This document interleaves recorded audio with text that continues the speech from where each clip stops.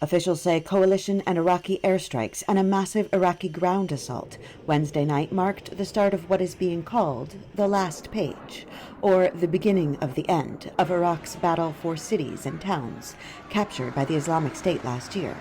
Iraqi Defense Minister Khalid al-Obeidi. A large number of airstrikes have been carried out, and they were very effective. They dealt direct blows to the terrorist groups. They started yesterday and are continuing today and now. Iraq expects a victory, he says, but cannot say how long it will take. If the Iraqi army takes Tikrit and other towns, it plans to move on to Mosul, a city of more than 1 million held by the Islamic State. In this propaganda video posted on YouTube early this year, British hostage John Cantley appears to tour Mosul, calling it bustling under the Islamic State rule. The video cannot be independently verified, and Cantley is believed to still be a prisoner. This is not a city living in fear, as the Western media would have you believe. This is just a normal city going about its daily business. Other videos believed to have been posted online by the group from the same region present a more frightening version of the Islamic State rule, as reports of public stonings and beheadings trickle out of Mosul. Until Wednesday, the U.S. had supported the battle for Tikrit, mostly from the sidelines, saying an eventual recapture of Mosul would be a massive blow against the Islamic State.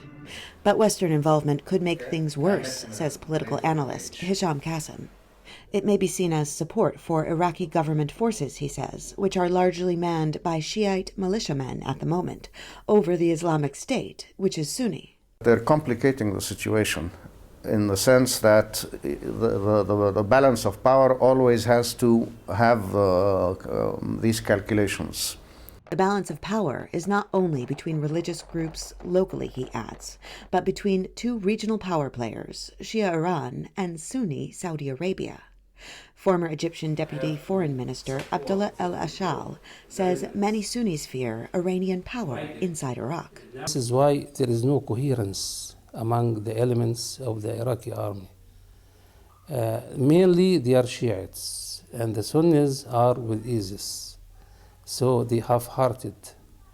This is why the starting point is wrong, because we need someone who looks at Iraq separate from the factional situation in Iraq.